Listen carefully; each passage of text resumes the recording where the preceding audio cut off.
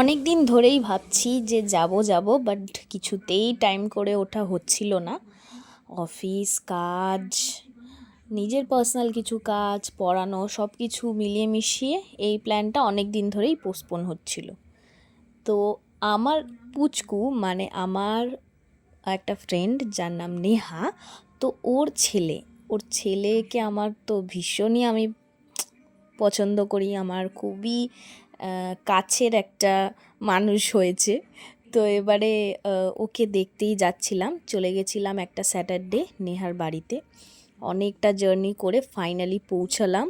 তো এটা হচ্ছে নেহার শ্বশুর বাড়ি, আর নেহার বাপের বাড়ি হচ্ছে আমাদেরই বাড়ির কাছে। এই যে এটা হলো আমার ফ্রেন্ড নেহা। তো ওর বাড়ি পৌঁছেই রেস্ট নিতে না নিতেই সঙ্গে সঙ্গে দিয়ে দিল আমাকে একটা মিষ্টি আর এই ঝুড়ি ভাজাগুলো। যদিও মিষ্টি খুব একটা আমি খাই না, বাট সেদিনকে অল্প খেয়েছিলাম।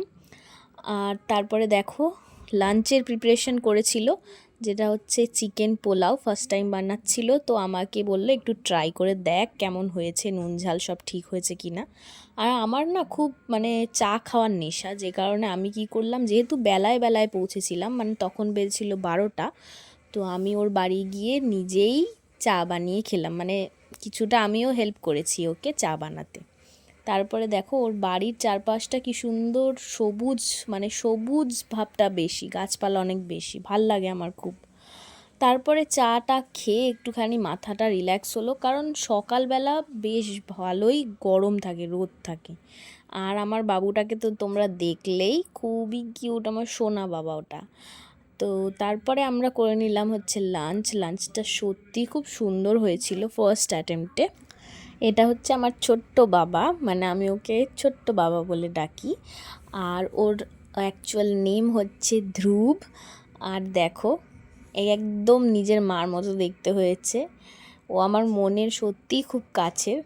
এই যে দেখো দুপুরবেলা ওর মা যখন একটু রেস্ট নিচ্ছিল, আমি সারাদিন ওদের বাড়িতেই ছিলাম, তো ওকে একটু ঘুম পাড়ানোর জন্য কোলে নিয়ে ঝাঁকাচ্ছিলাম, বাট ঘুমালো না।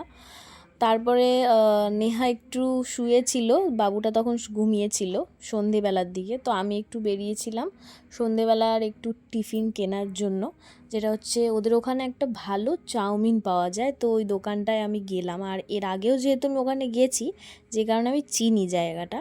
তো এই যে দেখো চাউমিন নিয়ে এসেছিলাম, চিকেন চাউমিন।